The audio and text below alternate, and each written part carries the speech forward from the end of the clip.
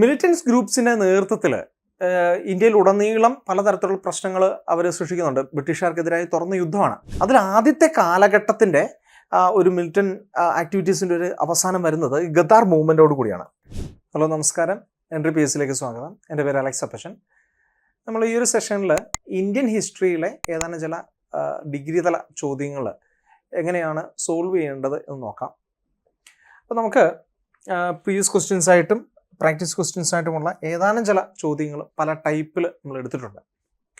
നമുക്കിതിൽ 2021 നമ്മളുടെ പുതിയ പാറ്റേണിലുള്ള PSC ഒക്കെ തുടങ്ങുന്ന സമയത്ത് ചോദിച്ചൊരു ചോദ്യമാണ്. 075/21 വന്നേക്കുന്നൊരു ചോദ്യമാണ്.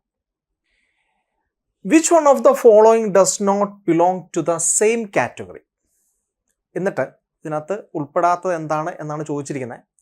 ഒരു 4 മൂവ്മെൻറ്റ് തന്നിട്ടുണ്ട്. ഇന്ത്യയുടെ ചരിത്രത്തിലെ 4 പ്രസ്ഥാനങ്ങൾ: Ulgulan movement, Safahar movement, Kachanaga rebellion, Ghadar movement.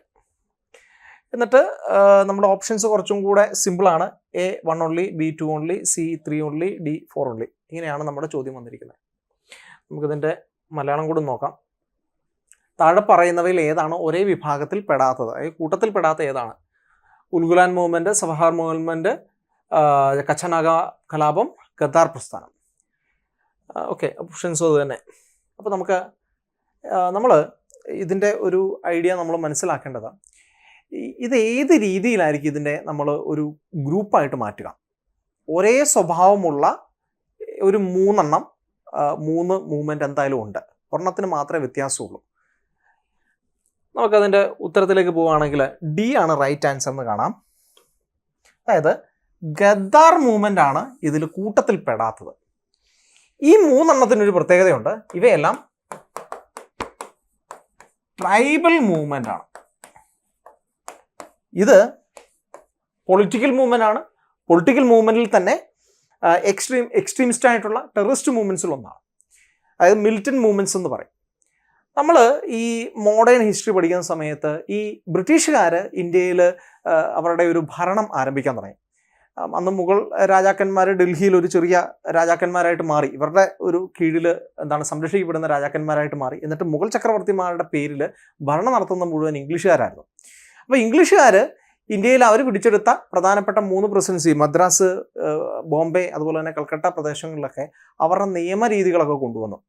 അതുപോലെ അവരുടെ പരിഷ്കാരങ്ങൾ കൊണ്ടുവന്നു. 1800-കളിൽ ഏതാണ്ട് ഒരു മറാത്താസുമായിട്ടുള്ള ഒരു യുദ്ധത്തിന് ശേഷമാണ് ഇങ്ങനെയുള്ള വലിയ മാറ്റങ്ങൾ ഉണ്ടാകുന്നത്. ഏതാണ്ട് 1857-64 കാലഘട്ടത്തിൽ പ്ലാസി യുദ്ധം, ബക്സാർ യുദ്ധത്തിന് ശേഷം ബംഗാളിൽ ഈ പരിഷ്കാരങ്ങളൊക്കെ വന്നു കഴിഞ്ഞു. ഏതാണ്ട് 1812-14 കൂടി ഏതാണ്ട് അവരുടെ ഇന്ത്യയിലെ വലിയൊരു ഭൂരിപക്ഷ പ്രദേശത്തും ബ്രിട്ടീഷുകാർ ഇത്തരം പരിഷ്കാരങ്ങൾ കൊണ്ടുവന്ന് അവരുടെ ഭരണം കൃത്യമായിട്ട് കൊണ്ടുവരികയാണ്. ഈ ഭരണപരിഷ്കാരങ്ങളെയും സാമൂഹിക സാംസ്കാരിക പരിഷ്കാരങ്ങളോടും ഒത്തുപോകാൻ കഴിയാത്തവരായിട്ടുള്ളവർ കലാപങ്ങളും മറ്റ് അപ്രൈസിങ്സ് നടത്തുന്നുണ്ട്. ഇതൊക്കെ ചെറിയ ചെറിയ കലാപങ്ങളാണ്. പെസന്റ് അപ്രൈസിങ്സ്, ട്രൈബൽ അപ്രൈസിങ്സ്, ഇങ്ങനെയൊക്കെ നമ്മൾ പഠിക്കും.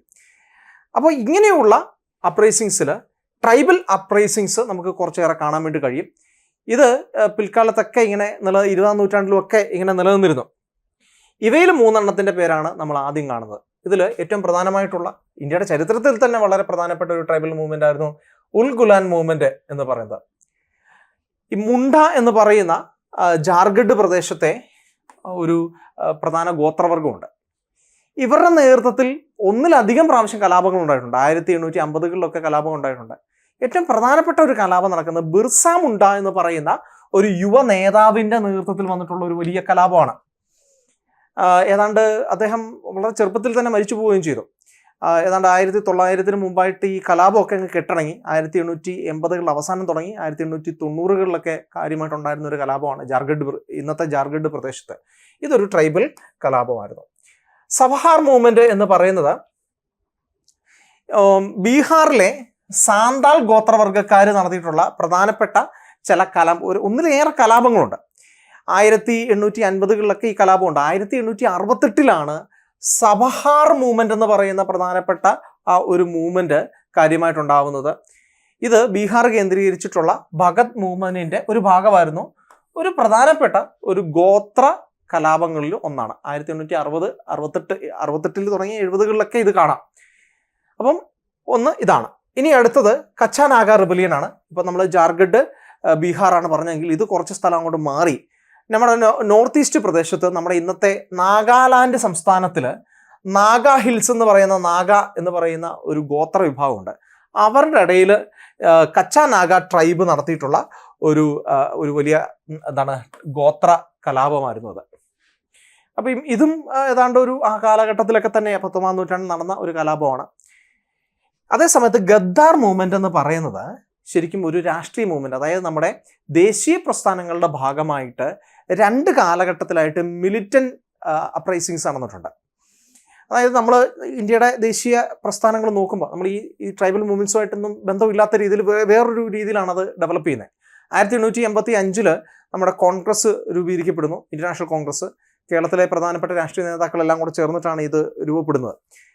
എന്നിട്ട് എല്ലാ വർഷവും ഡിസംബർ മാസം അവസാനത്തെ ആഴ്ച അവർ ഇതിനെക്കുറിച്ച് ചർച്ചയൊക്കെ ചെയ്യുന്നു. വലിയ ആക്ഷൻസ് ഒന്നുമില്ല. അങ്ങനെ അവർ മോഡറേറ്റ്സ് എന്നറിയപ്പെട്ടു. കുറച്ച് കഴിഞ്ഞപ്പോൾ ആക്ഷൻസ് വേണം എന്ന് പറഞ്ഞിട്ട് 1890-കൾ മുതൽ ബാലഗംഗാധര തിലകന്റെയും ലാലാ ലജ്പത് റായിയുടെയും അങ്ങനെയുള്ളവരുടെയൊക്കെ നേതൃത്വത്തിൽ വലിയ ചില മുന്നേറ്റങ്ങളുണ്ടായി. പിന്നെ അത് എക്സ്ട്രീമിസ്റ്റുകൾ എന്നറിയപ്പെട്ടു. എന്നാൽ ഇതിലൊന്നും പെടാത്ത ആൾക്കാരാണ് ഈ പറയുന്ന മിലിറ്റന്റ് ഗ്രൂപ്പ് എന്ന് പറയുന്നത്. ഇവിടെ നമ്മളുടെ മോഡറേറ്റ്സ് എന്ന് പറയുന്ന കോൺഗ്രസിനുള്ളിലുള്ള ഗ്രൂപ്പ് പറഞ്ഞത് നമുക്ക് ഈ ഇന്ത്യക്കാർക്ക് ബ്രിട്ടീഷുകാർ അവർ കുറച്ച് അധികാരങ്ങളൊക്കെ തരണം എന്നുള്ള ഒരു രീതിയിൽ അവരോടൊരു പ്രയാൻ പിറ്റീഷൻ എന്നാണ് പറയുന്നത്. അതേസമയത്ത് എക്സ്ട്രീമിസ്റ്റുകൾ എന്ന് പറയുന്ന അവരുടെ ഉള്ളിൽ തന്നെയുള്ള ഒരു ഗ്രൂപ്പ് പറയുന്നത് നമുക്ക് ഈ ബ്രിട്ടീഷ് രാജ്ഞി അവിടെ നിന്നോട്ടെ, പക്ഷേ അല്ലെങ്കിൽ രാജാവ് അവിടെ നിന്നോട്ടെ, ഞങ്ങൾക്ക് അതിൻ്റെ കീഴിൽ സ്വതന്ത്ര ഭരണം വേണം, ഓട്ടോണമസ് അധികാരം വേണം. ഇതായിരുന്നു സ്വരാജ് എന്ന് പറയുന്ന കോൺസെപ്റ്റ്. ഇതാണ് എക്സ്ട്രീമിസ്റ്റുകൾ പറഞ്ഞത്. എന്നാൽ ഇവർ ആദ്യമായിട്ട് മുന്നോട്ട് വെച്ചത്, ഈ മിലിറ്റന്റ് ഗ്രൂപ്പ്സ് മുന്നോട്ട് വെച്ചത് ഈ പരിപൂർണ സ്വാതന്ത്ര്യമാണ് എന്ന് പറഞ്ഞാൽ ബ്രിട്ടീഷുകാരെ വേണ്ട, നമുക്ക് പൂർണ്ണ സ്വരാജ് എന്ന് പറയുന്ന കോൺസെപ്റ്റ് ആദ്യമായിട്ട് മുന്നോട്ട് വെച്ചുകൊണ്ട് അതിനു വേണ്ടിയിട്ട് അവർ പറയുന്ന ബ്രിട്ടീഷുകാർക്കെതിരെ തുറന്ന യുദ്ധമാണ് അവർ പ്രഖ്യാപിക്കുന്നത്. മിലിറ്റൻസ് ഗ്രൂപ്പ്സിൻ്റെ നേതൃത്വത്തിൽ ഇന്ത്യയിൽ ഉടനീളം പലതരത്തിലുള്ള പ്രശ്നങ്ങൾ അവർ സൃഷ്ടിക്കുന്നുണ്ട്. ബ്രിട്ടീഷുകാർക്കെതിരായി തുറന്ന യുദ്ധമാണ്. 2 കാലഘട്ടത്തിലായിട്ടുള്ള ഈ പറയുന്ന പോരാട്ടങ്ങളാണ്. അതിൽ ആദ്യത്തെ കാലഘട്ടത്തിൻ്റെ ഒരു മിലിറ്റൻ ആക്ടിവിറ്റീസിൻ്റെ ഒരു അവസാനം വരുന്നത് ഗദ്ദാർ മൂവ്മെൻറ്റോട് കൂടിയാണ്. ഈ 1-ാം ലോക മഹായുദ്ധം നടക്കുന്ന സമയത്ത് ബ്രിട്ടീഷുകാർ യുദ്ധത്തിലാണ്. അതുകൊണ്ട് അവരെ പരിങ്ങലിലാക്കാം എന്ന് പറഞ്ഞുകൊണ്ട് അവർക്കെതിരെ തുറന്ന ഒരു രാഷ്ട്രീയ പ്രതിസന്ധി, ഒരു ആംഡ് റവല്യൂഷൻ, പ്രത്യേകിച്ച് നമ്മുടെ പഞ്ചാബ് കേന്ദ്രീകരിച്ച് നടത്തുന്ന ഒരു ഗ്രൂപ്പാണ് ഗദ്ദാർ പാർട്ടി. നമ്മുടെ അമേരിക്ക കേന്ദ്രീകരിച്ചിട്ടുള്ള സിഖുകാരുടെ ഒരു ഗ്രൂപ്പാണ് ഇവിടെ വന്ന് ഈ ഒരു മൂവ്മെൻറ്റ് നടത്തുന്നത്. ഗദ്ദാർ പാർട്ടിയിലെ പ്രധാനപ്പെട്ട നേതാക്കന്മാരായ ലാലാ ഹർദയാൽ, അല്ലെങ്കിൽ താരക്നാഥ് ദാസ്, അല്ലെങ്കിൽ സോഹൻ സിംഗ് ബിഖ്ന, ഇങ്ങനെയൊക്കെയുള്ള ഒരുപാട് ആൾക്കാരെ നമുക്ക് ഈ ഒരു മൂവ്മെൻറ്റുമായിട്ട് ബന്ധപ്പെട്ട് കാണാൻ വേണ്ടി കഴിയും. സോ ഇത് ദേശീയ പ്രസ്ഥാനമാണ്, അതുകൊണ്ട് ഇത് പ്രത്യേകം നമുക്ക് മാറ്റേണ്ടതായിട്ടുണ്ട്. ഇത് 3ഉം ട്രൈബൽ അപ്രൈസിങ്സ് ആണ്. അതുകൊണ്ടാണ് ഗദ്ദാർ പാർട്ടി മാറി നിൽക്കുന്നത്. നമുക്കിനി 2023 വന്നിട്ടുള്ള ഒരു MCQ ക്വസ്റ്റ്യനിലേക്ക് പോകാം. 037/23 വന്നിട്ടുള്ള ഒരു ചോദ്യമാണ്. ഒരു സിമ്പിൾ ക്വസ്റ്റ്യൻ. നമ്മൾ ഇങ്ങനെയുള്ള ക്വസ്റ്റ്യൻസും നമുക്കിപ്പം വളരെ കൂടുതലായിട്ടുണ്ട്. അപ്പോൾ നമ്മളതും കൂടെ ഒന്ന് സ്റ്റേറ്റ്മെൻറ്റ് ടൈപ്പ് മാത്രമല്ല, സിമ്പിൾ MCQസും കൂടെ പഴയ രീതിയിൽ നമ്മൾ പ്രാക്ടീസ് ചെയ്യണം. The International Congress session of 1920 was endorsed the program of non-cooperation movement. Where was the session held? Calcutta, Nagpur, Allahabad, Madras. Malayalam കൂടെ നോക്കാം. 1920 നിസ്സഹകരണ പ്രസ്ഥാനത്തിന് അംഗീകാരം നൽകിയ ഇന്ത്യൻ നാഷണൽ കോൺഗ്രസ് സമ്മേളനം എവിടെ വെച്ചാണ് നടന്നത്? കൊൽക്കത്ത, നാഗ്പൂർ, അലഹബാദ്, മദ്രാസ്. നാഗ്പൂറാണ് റൈറ്റ് ആൻസർ. ഇത്രയേ ഉള്ളൂ. ഗാന്ധിജി ഒരു പുതിയൊരു മൂവ്മെൻറ്റ് അദ്ദേഹത്തിൻ്റെതായിട്ട് മുന്നോട്ട് വയ്ക്കുന്നു.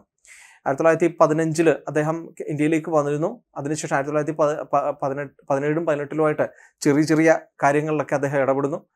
അതിനുശേഷം പെട്ടെന്ന് തന്നെ അദ്ദേഹം ഒരു രാഷ്ട്രീയക്കാരനായിട്ട്, അതായത് സൗത്ത് ആഫ്രിക്കയിൽ ഇന്ത്യക്കാർക്ക് വേണ്ടിയിട്ട് പ്രവർത്തിച്ച ഒരു പ്രധാനപ്പെട്ട രാഷ്ട്രീയ നേതാവ് എന്നുള്ള നിലയിൽ ഇന്ത്യയിലെ ഇന്റർനാഷണൽ കോൺഗ്രസിൻ്റെ ഒരു പ്രാധാന്യമുള്ള ഒരു സ്ഥാനത്തേക്ക് അദ്ദേഹം വരുന്നുണ്ട്.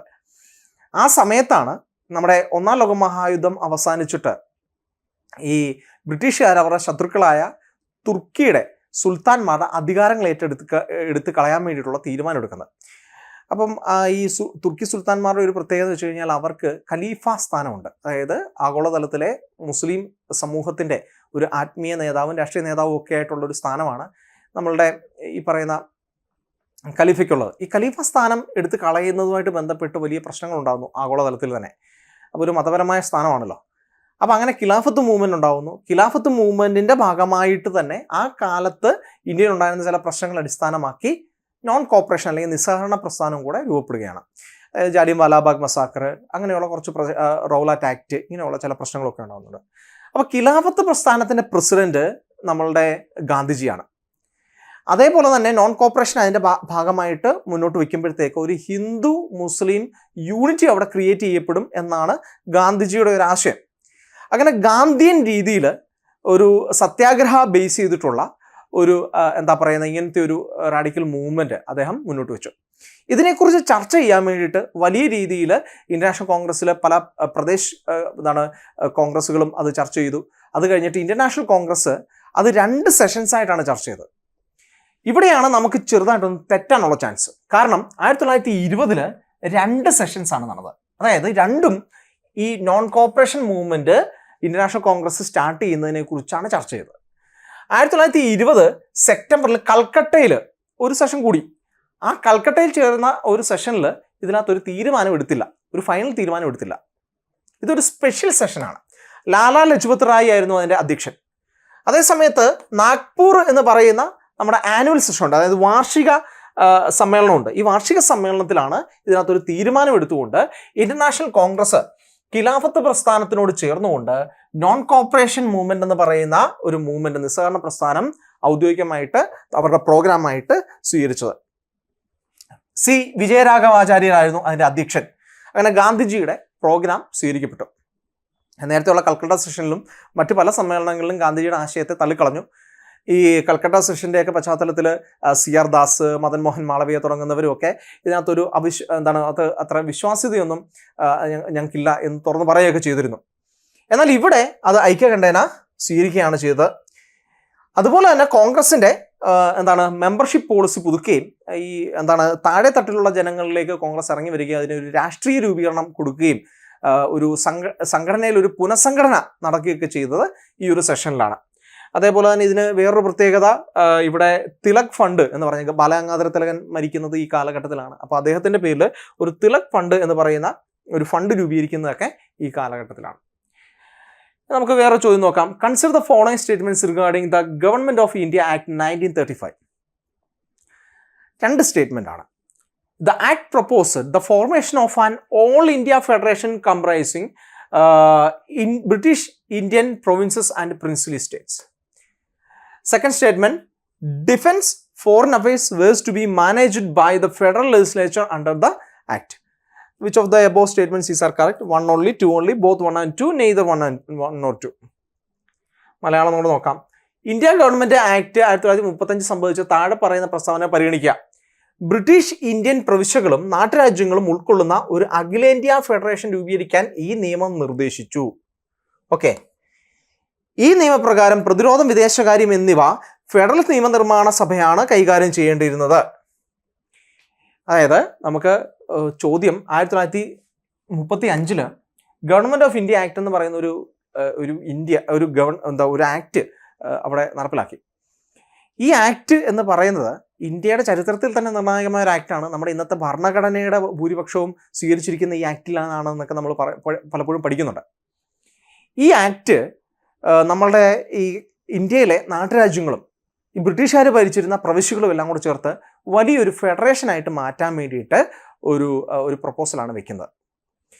അപ്പം ഈ പ്രിൻസിലി സ്റ്റേറ്റ്സ് അല്ലെങ്കിൽ നാട്ടുരാജ്യങ്ങളിൽ പകുതിയെങ്കിലും ഇതിനോട് സഹകരിക്കുകയാണെങ്കിൽ ഇത് നടപ്പിലാകുമെന്ന് പറയുന്ന ഒരു ക്ലോസ് ഒക്കെ ഉണ്ടായിരുന്നു. അത് നടക്കാഞ്ഞത് കൊണ്ട് 1937 അത് നടപ്പിലാക്കിയെങ്കിലും 2 വർഷത്തിന് ശേഷം 1939 കൂടി ഇത് പ്രായോഗികത ഇല്ലാത്തൊരു നിയമമായിട്ട് മാറി. അത് വേറൊരു കാര്യം. പക്ഷേ ഇത് പിൽക്കാലത്ത് നമ്മുടെ ഒരു നിർണായകമായ നിയമമായിട്ട് മാറി എന്നുള്ളത് പ്രത്യേകതയാണ്. ഇവിടെ ശ്രദ്ധിച്ചോണം, ബ്രിട്ടീഷ് ഇന്ത്യൻ പ്രവിശ്യകൾ നാട്ടുരാജ്യം ഉൾക്കൊള്ളുന്ന അഖിലേന്ത്യാ ഫെഡറേഷൻ രൂപീകരിക്കാൻ തീരുമാനിച്ചത് ശരിയാണ്. അങ്ങനെ ഒരു ഫെഡറലായിട്ടുള്ള പല പ്രൊവിൻസുകൾ ചേർന്ന ഒരു രാജ്യമാക്കാൻ വേണ്ടി ശ്രമിച്ചു. രണ്ടാമത്തത്, ഈ നിയമപ്രകാരം പ്രതിരോധം, വിദേശകാര്യം എന്നിവ ഫെഡറൽ നിയമനിർമ്മാണ സഭയാണ് കൈകാര്യം ചെയ്യേണ്ടത്. നമുക്കറിയാം, ഒരു ഫെഡറൽ സിസ്റ്റം എന്ന് പറഞ്ഞു കഴിഞ്ഞാൽ ഒരു കേന്ദ്ര ഭരണം ഉണ്ടാവും, സംസ്ഥാനങ്ങളല്ലെ പ്രൊവിൻസുകളുടെ ഭരണം ഉണ്ടാവും, പ്രൊവിൻസുകളുടെ ഗവൺമെന്റ് ഉണ്ടാവും, കേന്ദ്രത്തിൽ ഇതിനെയെല്ലാം കൂട്ടിയോജിപ്പിക്കുന്ന ഒരു കേന്ദ്ര സർക്കാരും കാണും. ഇതാണ് ഫെഡറൽ സിസ്റ്റം എന്ന് പറഞ്ഞു കഴിഞ്ഞാൽ. ഈ ഫെഡറൽ സിസ്റ്റത്തിൽ നമ്മൾ ഏറ്റവും പ്രധാനപ്പെട്ട വിഷയങ്ങൾ നമ്മുടെ അമേരിക്ക എടുക്കാം, റഷ്യ എടുക്കാം, അല്ലെങ്കിൽ ഇന്ത്യ തന്നെ എടുക്കാം. ഇവിടെയൊക്കെ പ്രതിരോധം, വൈദേശിക ബന്ധം തുടങ്ങുന്ന കാര്യങ്ങളൊക്കെ വിദേശകാര്യവുമെല്ലാം ഈ സെൻട്രൽ ഗവൺമെൻറ് ആയിരിക്കും കൈകാര്യം ചെയ്യുക. അതുമായിട്ട് ബന്ധപ്പെട്ട നിയമങ്ങൾ ഉണ്ടാക്കുന്നത് ഈ പാർലമെന്റ് എന്ന് പറയുന്ന കേന്ദ്രത്തിലുള്ള ആ ഒരു നിയമനിർമ്മാണ സഭ, നമ്മുടെ ഇതിൽ ലോക്സഭയും രാജ്യസഭയും അല്ലേ. ഈ ഒരു ലോജിക്ക് വെച്ച് നമ്മൾ ഇതിനെ നോക്കിക്കഴിഞ്ഞാൽ നമുക്കിവിടെ വെച്ച് തെറ്റും. കാരണം നമ്മൾ വിചാരിക്കുന്ന ലോജിക്കല്ല, ഇത് തെറ്റാണ്. അന്ന് 1935 ആക്ടിൽ ഫെഡറലിസം എന്ന് പറയുന്ന ഒരു കാര്യമാണ്, ഫെഡറേഷനാണ് രൂപീകരിക്കാൻ വേണ്ടിയിട്ട് അവിടെ ഉദ്ദേശിച്ചതെങ്കിലും വളരെ പ്രധാനപ്പെട്ട ഡിഫൻസ്, ഫോറിൻ അഫയേഴ്സ് തുടങ്ങുന്ന ഈ ഫെഡറൽ സംവിധാനത്തിൽ സെൻട്രൽ ഗവൺമെന്റിന് അല്ലെങ്കിൽ സെൻട്രൽ ലെജിസ്ലേച്ചറിന് ആവശ്യമുള്ള പല വകുപ്പുകളും വൈസ്രോയ്ക്ക് റിസർവ് ചെയ്തിരുന്നു. അപ്പോൾ നമ്മളുടെ സെക്കൻഡ് സ്റ്റേറ്റ്മെന്റ് ഇൻകറക്റ്റ് ആണ്. അപ്പോൾ ഗവർണർ ജനറൽ അല്ലെങ്കിൽ വൈസ്രോയ് ആണ് അത് കൈകാര്യം ചെയ്തിരുന്നത്. ഇവിടെ നമ്മൾ സാധാരണ PSCക്ക് പഠിക്കുന്ന ഒരു കാര്യം കൂടെ നിങ്ങൾ ഒന്ന് അതിനകത്തൊന്ന് അപ്ലൈ ചെയ്യണം. അതായത് നമ്മൾ മുൻപുണ്ടായിരുന്ന 1919 ആക്ടിൽ നമ്മൾ ഡയാർക്കി എന്ന് പറയുന്ന ഒരു കാര്യത്തെക്കുറിച്ച് പഠിക്കുന്നുണ്ട്. ഡയാർക്കി എന്ന് പറഞ്ഞു കഴിഞ്ഞാൽ ഗവർണർമാർക്ക് ഒരു പ്രത്യേകം കുറച്ച് അധികാരങ്ങൾ, മന്ത്രിമാർക്ക് കുറച്ച് അധികാരങ്ങൾ, അതായത് മന്ത്രിമാർക്ക് പൂർണ്ണമായ ജനാധിപത്യ അധികാരങ്ങൾ കൊടുക്കുന്നില്ല. ഇതിനാണ് ഡയാർക്കി. ഇതിനെതിരായിട്ട് വലിയ പ്രക്ഷോഭങ്ങളൊക്കെ നടന്നു.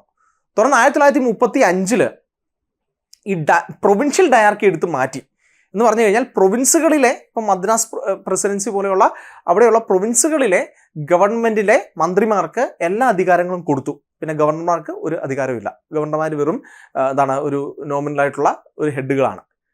എന്നാൽ സെൻട്രൽ ഡയാർക്കി എടുത്ത് മാറ്റിയിട്ടില്ല. അതാണ് ഇവിടെ നമ്മൾ പ്രത്യേകം നോക്കേണ്ടത്. സെൻട്രൽ ഡയാർക്കി എടുത്ത് മാറ്റിയിട്ടില്ല. സെൻട്രൽ ലെജിസ്ലേച്ചറിന്റെ അധികാരങ്ങളിൽ പല അധികാരങ്ങളും അല്ലെങ്കിൽ സെൻട്രൽ എക്സിക്യൂട്ടീവിന്റെ പല അധികാരങ്ങളും ഇപ്പോഴും വൈസ്രോയ് അല്ലെങ്കിൽ ഗവർണർ ജനറലിന്റെ കയ്യിലാണ്. വളരെ പ്രധാനപ്പെട്ട, അതിൽ ഏറ്റവും പ്രധാനപ്പെട്ടതാണ് ഡിഫൻസും ഫോറിൻ അഫയേഴ്സും. അപ്പം ഈ ഒരു ലോജിക്ക് വെച്ച് തന്നെ നമുക്ക് നോക്കിക്കഴിഞ്ഞാൽ ഇത് ഇൻകറക്റ്റ് ആണെന്ന് കാണാൻ വേണ്ടി കഴിയും. അപ്പം അടുത്ത ഒരു ചോദ്യം മാച്ച് ദ ഫോളോയിങ് ആണ്. Consider the following pairs: Pitt's India act 1784, charter act 1830, government of India act 1935, Indian councils act 1853. Which of the pairs are correctly matched? 1, 2, 3 only, 1, 3, 4 only, 2, 3, 4 only, 1, 2, 3 and 4 only. ഇങ്ങനെയൊക്കെയുള്ള ചോദ്യങ്ങൾ വന്നിട്ടുണ്ട്. താഴെ പറയുന്ന ജോഡികൾ പരിഗണിക്കുക. നിയമം 4 നിയമങ്ങളാണ്. പിറ്റ്സ് ഇന്ത്യ ആക്ട്, അതിൻ്റെ വർഷങ്ങൾ 1784, charter act 1813, government of India act 1935, Indian councils act 1853. മുകളിൽ തന്നിട്ടുള്ള ജോഡികളിൽ ഏതാണ് ശരിയായിട്ട് ചേരുന്നത്? റൈറ്റ് ആൻസർ എല്ലാം ശരിയായിട്ട് ചേരുന്നു. അപ്പോൾ നമുക്ക് അധികം ബുദ്ധിമുട്ടുന്നില്ല. അപ്പം നമുക്ക് ഇതിൻ്റെ കുറച്ച് ലോജിക്ക് നമുക്ക് പറയാം.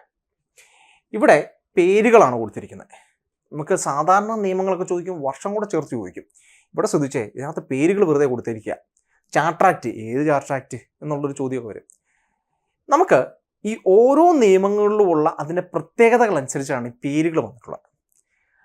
1773 ദ്വിഭരണം എന്ന് പറയുന്ന ഒരു സംവിധാനം റോബർട്ട് ക്ലൈവിൻ്റെ നേതൃത്വത്തിലുണ്ടായിരുന്ന അവസാനിപ്പിച്ചുകൊണ്ട് ബംഗാൾ പ്രദേശത്ത് ബ്രിട്ടീഷ് പാർലമെന്റ് ഇടപെട്ട് ഈ ഇംഗ്ലീഷ് ഈസ്റ്റ് ഇന്ത്യ കമ്പനിയെ നിയന്ത്രണത്തിലേക്ക് കൊണ്ടുവരുന്നതിന് വേണ്ടിയിട്ടാണ് ആദ്യമായിട്ട് നിയമങ്ങൾ പാർലമെന്റ് പാസ്സാക്കുന്നത്. അതനുസരിച്ച് ഈ കമ്പനിയുടെ ഇന്ത്യയിലെ ഭരണവും മറ്റു കാര്യങ്ങളൊക്കെ നിയന്ത്രിക്കുകയാണ്. ഇതിനെയാണ് റെഗുലേഷൻ ആക്ട് എന്ന് പറയുന്നത്. ഈ റെഗുലേഷൻ ആക്ടിന് 20 വർഷമാണ് കാലാവധി. ഓരോ 20 വർഷം കഴിയുമ്പോഴും 20 വർഷത്തെ ചാർട്ടർ വീണ്ടും കൊടുക്കും. അങ്ങനെ ഓരോന്നും ചാർട്ടർ ആക്ടുകൾ എന്നറിയപ്പെടും. അങ്ങനെ നമ്മൾ കണക്കൂട്ടി നോക്കിയേ. 1793 ഒരു ആക്ട് വരുന്നു, 1813 ഒരു ചാർട്ടർ ആക്ട് വരുന്നു, 1833 ഒരു ചാർട്ടർ ആക്ട് വരുന്നു, 1853 ഒരു ചാർട്ടർ ആക്ട് വരുന്നു. പിന്നീട് 1858 നമ്മുടെ ബ്രിട്ടീഷ് ഗവൺമെന്റ് അല്ലെങ്കിൽ രാജ്ഞി നേരിട്ട് ഭരണം ഏറ്റെടുത്തോടു കൂടി ഈ ചാർട്ടർ ആക്ടുകൾ അവസാനിക്കുന്നു. പിന്നെ കൗൺസിൽസ് ആക്റ്റും അതുപോലെ തന്നെ ഗവൺമെന്റ് ഓഫ് ഇന്ത്യ ആക്റ്റും ഒക്കെയാണ് വരുന്നത്. കാരണം ഇനിയിപ്പം ആരെയും റെഗുലേറ്റ് ചെയ്യാനില്ലല്ലോ, അവർ നേരിട്ടല്ലേ ഭരിക്കുന്നത്. അപ്പോൾ ഗവൺമെന്റ് ഓഫ് ഇന്ത്യ ആക്ട് അല്ലെങ്കിൽ കൗൺസിൽസ് ആക്ടുകളൊക്കെയാണ് വരുന്നത്. അപ്പോൾ ഇവിടെ നോക്കിയോണം, ഈ 20 വർഷം കൊണ്ട് കണക്ക് കൂട്ടിക്കഴിഞ്ഞാൽ നമുക്ക് മിക്കവാറും നമ്മളുടെ ഇംഗ്ലീഷ് ഈസ്റ്റ് ഇന്ത്യ കമ്പനിയുടെ ഭരണകാലഘട്ടത്തിലെ എല്ലാ ആക്ടുകളും നമുക്ക് ഓർത്തിരിക്കാൻ വളരെ എളുപ്പമാണ്. ഇതിൻ്റെ ഇടയിൽ 1773 ആദ്യത്തെ ആക്ട് വന്നതിന് ശേഷം ഇതിൽ ചില അപര്യാപ്തതകളുണ്ട് എന്ന് മനസ്സിലാക്കിക്കൊണ്ട് അതിനെ കുറച്ച് ഭേദഗതികൾ കൊണ്ടുവരുന്നുണ്ട് ഒരു 11 വർഷത്തിന് ശേഷം. അന്നത്തെ വില്യം പിറ്റ്സ് എന്ന് പറയുന്ന പ്രധാനമന്ത്രി ഈ പറയുന്ന 1773 ആക്ടിൽ ചില ഭേദഗതികളുണ്ട്, ചില മാറ്റങ്ങൾ കൊണ്ടുവന്നു. ഈ ആക്ട് സെയിം തന്നെയാണ്, ചെറിയ വ്യത്യാസങ്ങൾ കൊണ്ടുവന്നു. അതാണ് 1784 ഭേദഗതി ആക്ട്. അപ്പം 1773 ആക്ടിൽ കുറച്ച് ഭേദഗതികൾ കൊണ്ടുവരുന്ന ആക്ടാണ് പിറ്റ്സ് ഇന്ത്യ ആക്ട്. അന്നത്തെ പ്രധാനമന്ത്രി വില്യം പിറ്റ്സ് ആയതുകൊണ്ട് അദ്ദേഹത്തിൻ്റെ പേരിൽ പിറ്റ്സ് ഇന്ത്യ ആക്ട് എന്ന് അത് വിശേഷിപ്പിക്കപ്പെടുന്നു. അപ്പോൾ അത് നമുക്ക് ആ വർഷം കൃത്യമായിട്ട് നമുക്ക് മനസ്സിലാക്കാം. ഇനി അതിൻ്റെ 20 കൊല്ലം കഴിഞ്ഞ് 1793 വന്നു. അത് കഴിഞ്ഞ് 20 കൊല്ലം കഴിഞ്ഞ് 1813 വീണ്ടും അത് പുതുക്കുന്നു. അപ്പോൾ ഇതെല്ലാം ചാർട്ടറുകളാണ്. അപ്പോൾ ചാർട്ടർ ആക്ടുകൾ അതിലൊന്നാണ് 1813. അത് കഴിഞ്ഞിട്ട് 1833 വരുന്നുണ്ട്. അത് കഴിഞ്ഞിട്ട് 1853 ആക്ടിന് വളരെയധികം പ്രാധാന്യവും പ്രത്യേകതകളും ഒക്കെ ഉണ്ട്.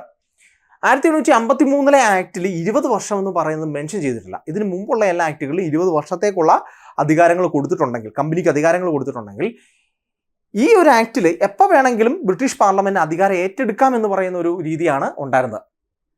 മനസ്സിലായല്ലോ. അപ്പം ഒന്നാം സ്വാതന്ത്ര്യ സമരം കഴിഞ്ഞപ്പോഴത്തേക്ക് പെട്ടെന്ന് ഗവൺമെന്റ് ഈ ഇന്ത്യൻ്റെ ഭരണം ഏറ്റെടുക്കാൻ കഴിഞ്ഞത്, പാർലമെന്റിന് ഏറ്റെടുക്കാൻ കഴിഞ്ഞത് ഈ ഒരു ക്ലോസ് ഉള്ളത് കൊണ്ടായിരുന്നു. അപ്പോൾ ഇവിടെ വേറൊരു വ്യത്യാസം കൂടിയുണ്ട്. ഇവിടെ ചാർട്ടർ ആക്ട് എന്നല്ല പറഞ്ഞിരിക്കുന്നത്, ഇന്ത്യൻ കൗൺസിൽസ് ആക്ട് എന്നാണ് പറഞ്ഞിരിക്കുന്നത്. ഇതിനൊരു കാര്യമുണ്ട്.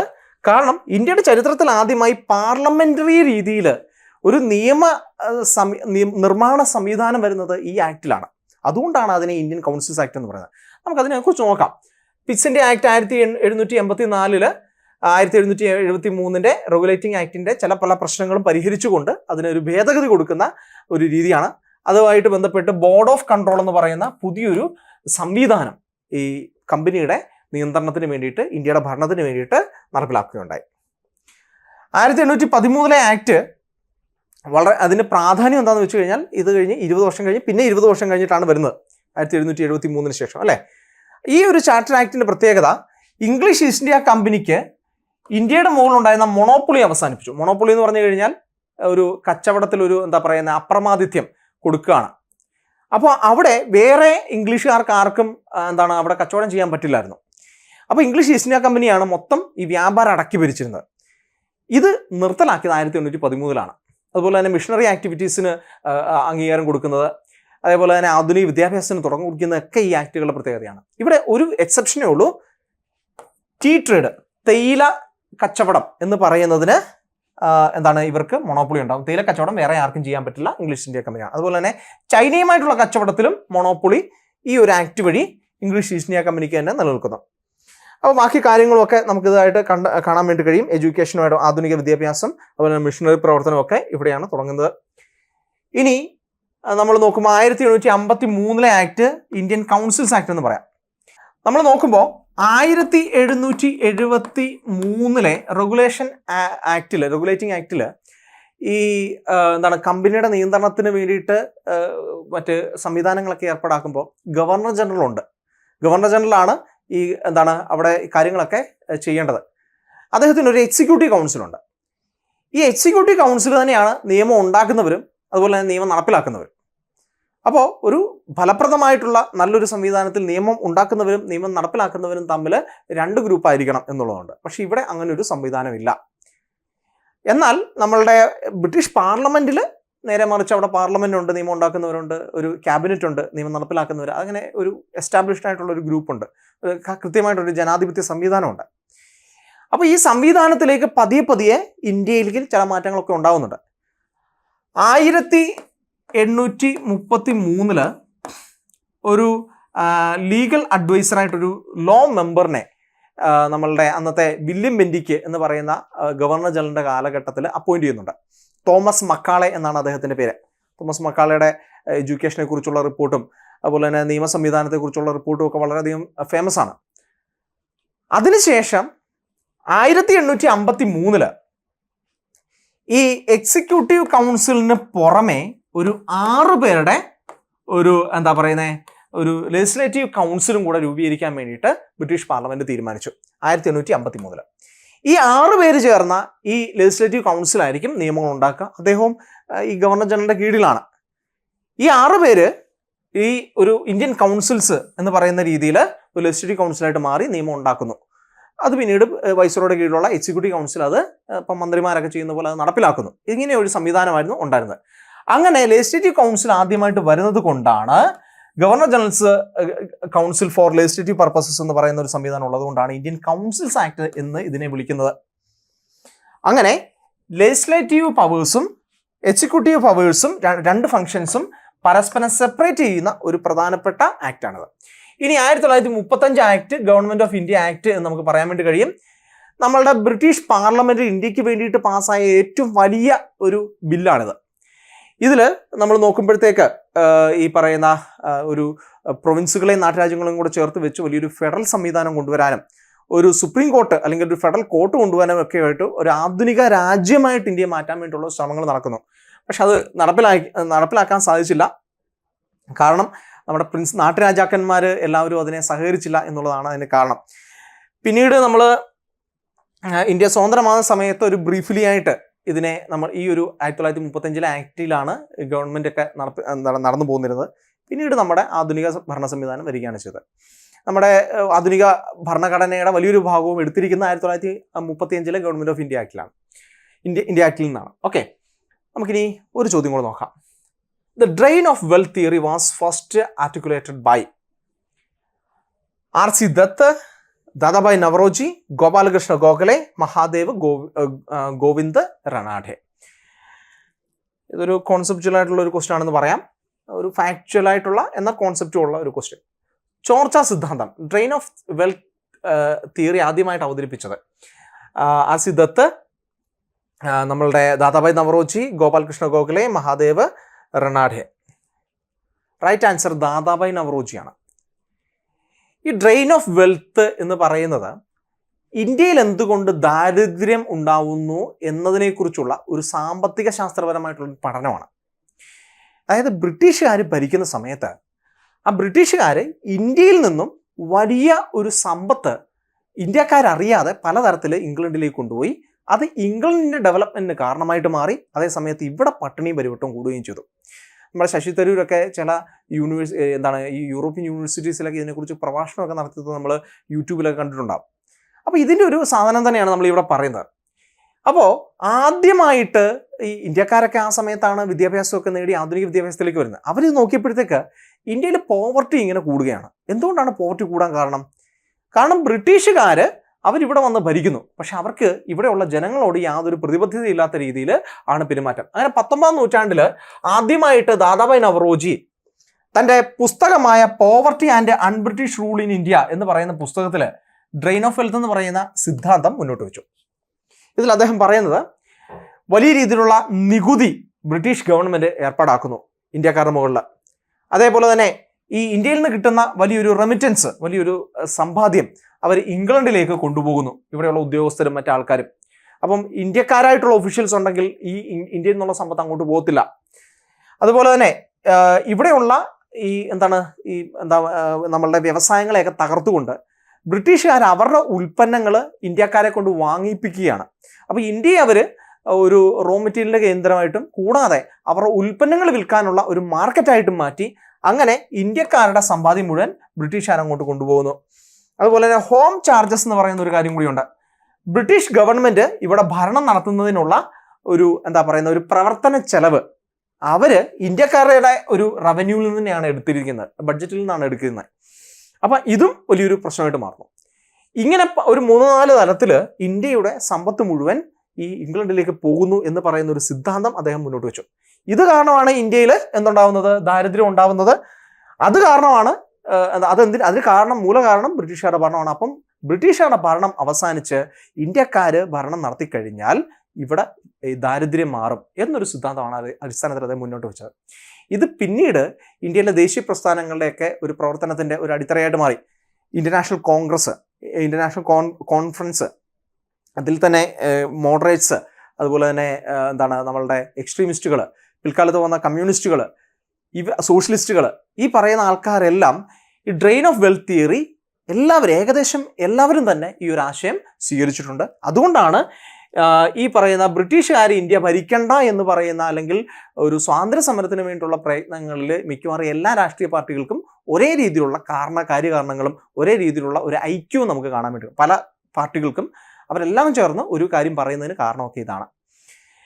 ഇത് ആദ്യമായിട്ട് പറയുന്നത് ദാദാഭായ് നവറോജി ആണെങ്കിലും പിന്നീട് R.C. ദത്തും അതുപോലെ തന്നെ ഗോപാലകൃഷ്ണ ഗോഖലെയും M.G. റണാഡയും പോലെയുള്ള എക്കണോമിസ്റ്റുകളും ഈ പറയുന്ന കാര്യത്തിൽ ഒരു ഡെവലപ്മെന്റ് കൊടുക്കുകയും അത് ആദ്യമായിട്ട് അതിൻ്റെ ഒരു ഡെവലപ്മെന്റ് രീതിയിൽ പിന്നീട് ഇന്റർനാഷണൽ കോൺഗ്രസിൽ മറ്റ് പല ദേശീയ പ്രസ്ഥാനങ്ങളിലും അത് രൂപീകരിക്കുകയൊക്കെ ചെയ്തു.